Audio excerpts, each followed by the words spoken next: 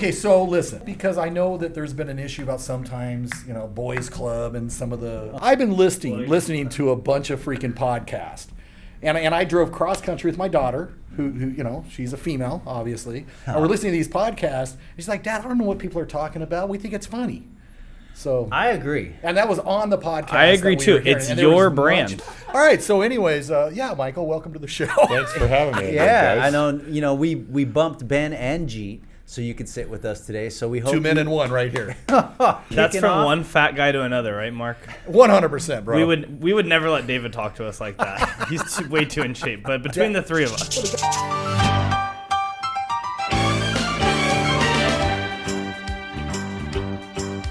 It's a rare condition this day and age to read any good news on the newspaper page. And love and tradition of the grand design, some people say, is even harder to find. Welcome to All Things Real Estate, That's and right. as Aaron always says, and he has tattooed on his backside, who you work with matters. So Santa Clara County, here we are, September, 4 months left of the year. We are under 1,000 homes. We are at 975 single-family homes for 2.2 million people. So, what do we know? Those of us that have been in the market a while, like you had talked about, June, July, beginning of August was going to be slow. It always is. Inventory crept up. Prices dropped because interest rates increased as well. People freaked out, sold their homes as quick as they could, as cheap as they could. Now we have inventory shortage, and we're starting to see more and more multiple offers again. Not those crazy offers like before, right? But 975 homes, 850 pendings. Wow. So we're just under a month's worth of inventory. Which That's crazy. from last year is down about 30% of houses sold, right? Yeah, absolutely. And then, so that's single family homes, condos, townhomes, kind of similar situation, 491 units, that's it. So, again, that whole thing about where's the sky's falling, everything. I mean, there's 30 homes in Los Gatos on the market. Yeah. And there's none under $2.1 million. Yep. Not one. So when you look at that type of an inventory, I know we got the interest rates, which, our special guest here, Michael Houghton, who's got some great news with some new ventures coming along. But yeah, I mean, it's the interest rates going up, everything. But, where we're sitting. Bay Area median home price is only down 6% year over year. Okay. I mean, that's not bad. When you look at the run-up of appreciation that we had over the last 2-3 years. So, Bay Area, Santa Clara County? Yeah, from here to San Francisco. So what is our appreciation since beginning of COVID? What would Beginning you of say? COVID, which was 2019, 36%, right? Yeah. 36%, and you're saying 19% overall last we've year. given up 6%. Yeah. So, when crazy. you hear sellers complaining like, oh, the neighbor just, 3 months ago sold for 200,000 more. Well, that's great. But, like you say, Mark, look at the appreciation you've realized in just the last 36 months. Right. Amazing. Yeah. And I think the biggest thing is that Pulseonomics is the leading survey, or does leading surveys for the top economists in the nation. They did survey the top 100 economists, and 60% of those economists said that they believe that there is not a recession right now, and that there's not a housing bubble, but 45% expect the bubble to break 2023. Again, I keep saying this, man. I think, certain areas are going to be more impactful to that than others. David, I think you're going to add to national. This market That is national, yeah. Yeah, it's national. Obviously, we're in our own little bubble here in Silicon Valley. Right. You can't have 975 homes on the market for 2.2 million people and expect prices to crash. Yeah, and even with that, though, again, even in our microeconomy or location, whatever you want to say, if you've got that property in Gilroy, you're probably going to see a different results of that listing activity than you would if you have downtown Los Gatos. Absolutely, right? but again, it goes back to pricing things, right? Right. I put one on Hollister a week and a half ago. 4 offers, sold it in 5 days. I know we talked about this in June, and we had a lot of listings ourselves. In fact, Aaron, I think we had a couple of them that we had to cancel and either turn them into rentals or owner just decided not to sell. Yeah. And yet the homes that we did stay through summer, all of a sudden they're sold, and sold with multiple offers over list price. Yeah. Want to hear a stat? Yeah, Quick, sure. Go ahead. 21% of houses are listed on a Thursday, which is the fastest selling time period on the market. Best to list on a Thursday, nationwide. All right. Best to list on a Thursday. I just thought it was a cool stat. Cool. Well, I got another stat for you, which will kind of lead into mortgage here, because I'm a big fan of adjustable rate mortgages, and I'm hoping Michael will talk about that today as well. Right. How long nationwide does the average homeowner stay in their home now? 3 years. Well, it used to be 3 to 5 years. From a first-time home buyer or just average? Nationwide, people living in their homes right now, on average. I'm going to go 12 years. 12? I'm going to go 12. I would say it's 4 to 5, if that. I say 3. It is 13 years. Yeah. Wow. See? Up. What does experience Up tell you? 3 years. Yep. That's pretty crazy. From 2008. But here's the interesting thing: 42% of homeowners move within 3 to 9 years. Right. So right. average over time's 13, but Well, 1 out of 2 folks are moving. And I'm assuming they grouped all types of buyers in that mix, yeah, right? first-time home So I mean, buyers. first-time home It's buyers everybody. used to be 3 to 5 years, and now Yeah. that went to like 5 to 7 or so. Plus, I saw your notes too, so thanks for giving me It's that. all good. It's all good. But a kind of point is a 30-year mortgage when the rates were historically low. Okay, maybe it makes sense. Right now, I just read this today. 12% of all mortgages originated in July were adjustable rate mortgages, and I'm assuming that's going to increase as we contend with these higher interest rates. Well, and on that note, the higher interest rates are basically where they were back in 2008, which is Yep. another timeline that people are a little concerned about. But let's face it, what's a 30-year conforming right now, Mike? 30-year conformings are in the high 5s and 6s. So it's up there. The adjustables, you usually can shave a point and a half off of that. So, still get something to 4.5%. I heard something really cool that was relatable. Date the rate, marry the house. Right Wow. now for adjustable rates. Meaning good- if that's you a good buy a line. house today, That's a the flashback. T-shirts. Yeah. Let's make T-shirts. if you buy a house today, the chances of you refinancing in the next 1 to 3 years are pretty high, right? Can we say that? Say that one more time.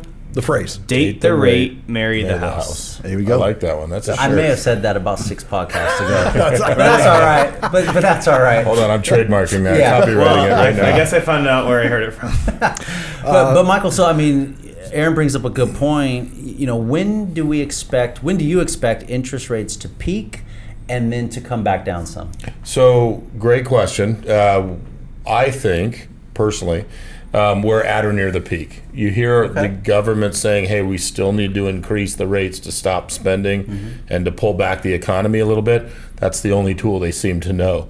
The banks are pushing towards adjustable rate mortgages because it sets them up for an additional transaction down the road. Once you're in with the bank usually keeps you. Yeah. It's very rare that you go out and refi with another bank unless there's a big refi boom. So most of the clients in our neck of the woods in Silicon Valley with those median home prices you were talking about, they've been using adjustable rates anyway. It's just when COVID came and the government kind of put a Band-Aid on the whole economy and said, hey, we'll give you these 30-year fixed, and they were in the 2s or 3s. That's when people started using 30-year fixed, except for first-time home buyers. It only had 3.5%, 5% And just to down clarify, payments. when we talk about adjustable rate, are those generally your 5-7 year arms? That's what we're looking at. That's correct. Most every bank creates a 3-year fixed, a 5-year fixed, a 7-year fixed, or a 10-year fixed. Okay. Still a 30-year amortized loan, meaning the loan is still 30 years long. Sure. But for that fixed period, it's the same as a 30-year fixed for that 3, 5, 7, or 10-year period. Most banks don't do a 3-year anymore. They price them the same as the 5. So why wouldn't you take the 5 versus the 3? And what are those rates? So you said a 30-year conforming is floating around 5 to 6. I've seen those as low as 30% down, perfect bar, 780 FICO, W-2'd employee. I've seen those as low as in the mid-4s. Come on. Low to mid-4s. That's freaking So awesome. you said something that caught my attention that I don't want to forget. You said basically the Fed's only way of hedging the inflation, the only tool, to quote, was to increase interest rates. What would you have liked to see them maybe do or try as opposed to raising rates? Well, I never try and talk religion or politics to any clients, let alone this podcast. Sure. So, There are no clients here. Well, I guess It's just us, man. We just No, wear these for the right. look what of it. else? Nobody is watches there? this anyway. I'm a big fan of creating more supply when there's the demand. The demand hasn't stopped. People want homes. Right. The problem is nobody can build because they don't know what the cost of lumber is going to be. Sure. They don't know what the cost of labor is going to be. Crazy numbers. The unemployment rate is down almost to 3%. Yeah. We're hearing stories that people can't get enough employees to work, not only from your fast food jobs, but all your high-tech jobs. All the engineers are gone. So where do they get those people? They can't bring people in because of all the craziness that's going on with the borders and everything else. So it's chaos all over the place. And one thing that scares people is chaos and uncertainty, right? So the clients I have, the conversation I talk to them is, well, what's your expectation? What do you think you're going to be in 5 years? Most people have a 5-year plan. If they have that 5-year plan, let's put them in a 7-year fix, give them 2 years Right. window to hit Right. that 5-year plan. If somebody's really conservative and they know their 7 or 10-year plan, let's put them in a 7 or 10-year fixed loan. Sure. That amount on $1 million loan by a percentage point is as much as anywhere from $200 to $400 a month, sometimes as much as $4,000 to $10,000 a year, money in their pocket versus giving it to the bank. Yep. So simple calculations we like to show our clients. They're now doing a lot of creative financing. If you're not familiar with interest-only loans, a 5% interest-only loan is like a 2.5% fully amortized loan, a 40-year amortized loan. A lot of people don't realize in China they have 100-year mortgages. Nobody's going to be in them 100 years, but it allows the common person Right. to be able to afford a home. Gotcha. I think right now both David and I have IO loans, interest-only Yeah, loans. yeah. I mean, when you look at our area and you look at it's going to be a marathon scenario, you're banking on that appreciation going up. So Appreciation in this hasn't gone up. I've been here since 1990. Yeah.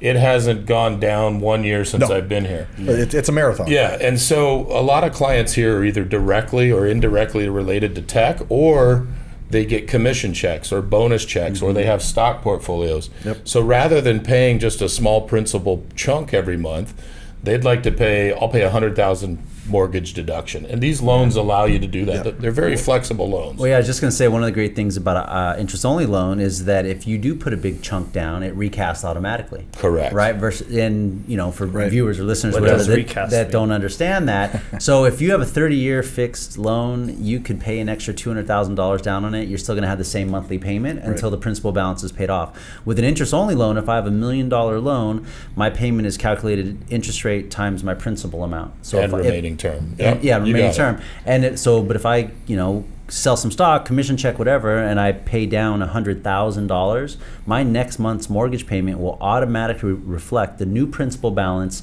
times my interest rate. Yeah, it's almost critical. I tell all my clients, you got to have a good financial planner, you got to have a good agent for your real estate, you got to have a good insurance person, and then you got to have a mortgage person that's going to talk to you as if your home is an asset, not just what's my rate. Right. So you're going to have discussions about what are you trying to save on a payment? What are you writing off on your taxes? What do you hope to grow, and do you want to pull equity out of there? So those conversations are far more in depth than what's my interest rate? Because the minute you say 6.5%, people go running for the hills. Or So what do you think the biggest mistake people make? Maybe they've never owned a home. You're 30, 40, 50, 60 years old. What's the biggest mistake that you think people make that prevents them from being able to get a mortgage or get the mortgage amount that they want? Loan amount, I should say. I think it's just listening to all the negativity and fodder out there. There's a loan out there for everybody. They're coming back to 100% financing. Yeah. They have reverse mortgages. There's a huge population. I don't want to be morbid, but people are living longer and they have more money. They have reverse mortgages where you can just put a percentage down and never have a mortgage or a payment again. Right. Wow. That's a purchase, and people hear reverse, they get scared, but it's basically an FHA loan. It's we call them govies or government loans. So it's there to protect the consumer. But the number one reason, back to your question, is people aren't Educated. jumping off the pier and looking at it. Come take a look. Come go through a consultation. Somebody should be looking at either getting a home today or building that roadmap for 1, 2, 3, 4, 5 years down the road. Well, we can help people right out of college. One You need to paycheck start out of somewhere. college. And Right. people, Yeah. I feel like so many people are scared to just take the step and just reach out, whether it's Instagram, Facebook, call, text, something to say, Yeah. hey, I'm interested and I'd like to get started. I may be 5 years away. I look at people's income and asset docs to qualify them and do that. Every time I do that, I look back at myself and go, why didn't I buy a house 100%. 20 years ago? I mean, I should be. 100%. If I had somebody that was as expert as this group, I'd probably own 30, 40 homes. Yep. I'd be a magnet. Probably in And Austin or what? I don't half of Los Gatos, is what I probably would have bought up half of Los Gatos. Back to my original question about mortgage interest rates, them peaking. So you don't think they're going to hit 7% 30-year fixed? I don't think they can. I think what they're trying to do is find a number that continues the growth at least at a little bit and doesn't crash the market or put us in the recession so that everybody says that. You can ask 10 people, 5 are going to say we're in a recession, 5 aren't, depending on who you talk to. So they're trying to find that number where they can still drive revenue, But believe me, the banks they're losing a lot of money right now. They're going to come back and create a refi boom, and if they come back with all these people that bought in the last couple of years at 6%, they offer 4, you got another refi boom, or 5, it's another refi boom. And you're saying they're losing money because the refi market's not there. Is that basically where it's coming from? The interest rates could be down at 1%, and the government and the banks would make profit if they make their payments. The scary part is, are these people going to keep making their payments with all the uncertainty, the people not working? Well, and that is a big challenge, right, for the working class, middle class. I mean, that's the scenario, because their income has not kept pace with inflation that we're currently dealing with, right? Cost of gas and everything else. And they are hugely impacted with this. And, we're seeing it come back down a little bit, but just because we were at $8 a gallon, now we're at $5, doesn't really make what are we supposed to go celebrate because they dropped it to $5? I personally, I know gas prices got super high and a lot of things shot up, but I still think one of the craziest macro changes was the cost of rent rose nationwide 13%. Well, why is that though? The supply and demand. First time ever in the nation we hit $2,000 in rent for the average. The average is $2,031. Well, because as interest rates rise, those buyers are going to get out of the market or hold off on buying, and they're going to go rent. We're seeing that. But then housing prices went up nationwide 18.3%. Right. So pretty crazy. We still have a strong labor force right now. There was like 1.1 million jobs that were added last month. It is still strong. There was actually 315,000. That was 1 point. You want me to pull out my Might have been stats? the quarter. Wapner at 4. Rain Man. Yeah. So how do we increase jobs this past month? We increased jobs 315,000. 300,000 was considered good, but the unemployment rose from 3.5 to 3.7. How does that work? I guess I answered my own question. Yeah, there you go. That's great. But it's like for one positive step forward, we take 2 back, it almost seems like. Yeah, it'll be interesting to see what happens next year, because Fed's going to continue to raise rates. But we also, most of us here know that when the Fed raises rates, it's not directly tied to mortgage. However, it is directly tied to consumer debt. And there's a ton of consumer debt out there. So there has to be a ceiling where, they can't raise rates anymore, regardless of what the job market, labor market does. Yeah, I think one of the biggest mistakes that people that are around my age that are making right now that are ready to buy a house are keeping credit card debt and paying 27% interest on it and paying out of your shoes for rent. Right. People don't. And dealing with inflation, like what the heck? People don't. One of the first conversations I have when I look at somebody's tri-merge report or all 3 of their bureaus, we have to look at their monthly obligations, and a lot of young people coming out buying have nice cars. Right, a $500 a month car payment works out at today's rates to about $140,000 in capacity of borrowing. $500. And if you can find a car payment of $500, most of the kids I know have $1,000 car payment, $1,200 car payment, $2,000 car payment. So here's another good point, and I hate to jump back, but that word adjustable. Everybody's grown up hearing from their parents, "Oh, the adjustable rates, they're terrible. They killed me. They did." Anybody who's at an adjustable rate that adjusted in the last 10 years, the rate actually jumped in half because the economy was so bad. Here's what I tell people. Those indexes and margins that those go on, they're based on the economy. We just spent another $1 trillion of government money and taxpayers' money. We're going to go back to that 0% interest because we're so in debt, right? So once it contracts, it's going to come back again. It contracts and come back.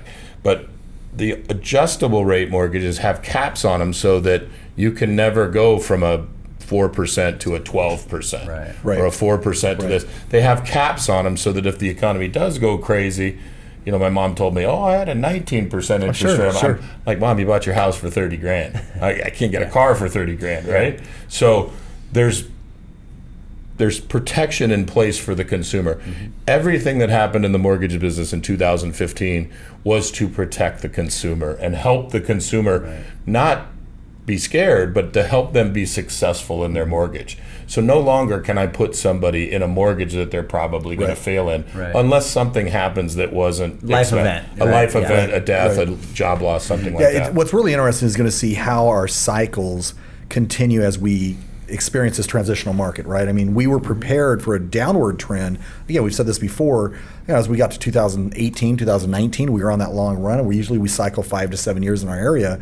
And now we've been this 10-year run. 11, yeah. We're seeing a transitional market happen. I don't see a huge loss of 35, 40% that we saw back in 2008. No. Right? I think it'll be a 10, 20% correction, which we're kind of already experiencing, and that's more of that premium value that they're not getting anymore. Dust is going to settle first of the year. Inventory levels are not going to, those inventory levels that you just quoted have got to go 4x, 5x before we start seeing that impact. It's just supply and demand. Yeah. And if you're a young person, stop listening to your parents if they haven't been involved in a real estate transaction. About that one house in 1970. Yeah. Oh my God! I'm like, well, I tell people, because I hear it a lot. I partner with agents and I see people out there. If you haven't done a mortgage transaction since 2015, you've never done a mortgage transaction. Yeah. It's completely different. Right. And that's a checks and balance that's not going to let us get into a major crash again, is because people that did just buy homes from 2015, the last correction to now, there's checks and balances to where the people have actually been vetted that they can afford those payments. Right. And they're in there for success. So I don't think we'll see another major hemorrhage. I think you're seeing exactly what we're going through now. Just a normal cycle. Well, especially in our another area. spike.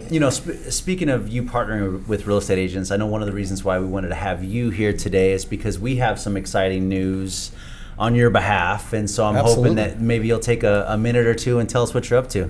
Yeah, we have been lucky enough to partner with the ownership group and the agents here at Keller Williams, up and down probably 20 locations, and we're going to create a back-end lending platform so that the agents can control and participate in the mortgage transaction with their clients on the buy side.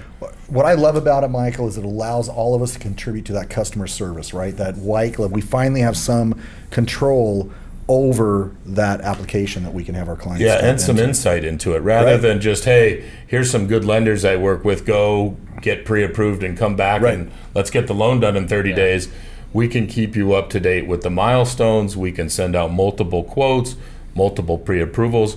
We've got the technology down so good right now that one of the agents could be sitting at their open house, have 5 people walk in, download the application, get a soft pre-approval within 20, 30 minutes, and have 3 quotes within 20, 30 minutes more. Yeah. So you literally can provide that service and that advantage to your client to say, hey, you don't have to go out and look at 9 different lenders and try and understand how it works, because it's confusing. It's scary if you don't have somebody in your court telling you kind of how the system works. Yeah, and we've talked about it numerous times on our podcast. We all, as agents, have those horror stories where you have a buyer that comes to you that has a written pre-approval from some mortgage company back east you've never heard from, and because they saved 0.1% on an interest rate, and then it ends up being a nightmare transaction because they couldn't close on time, or the lender disappears, ghosts them, right? And what can we do?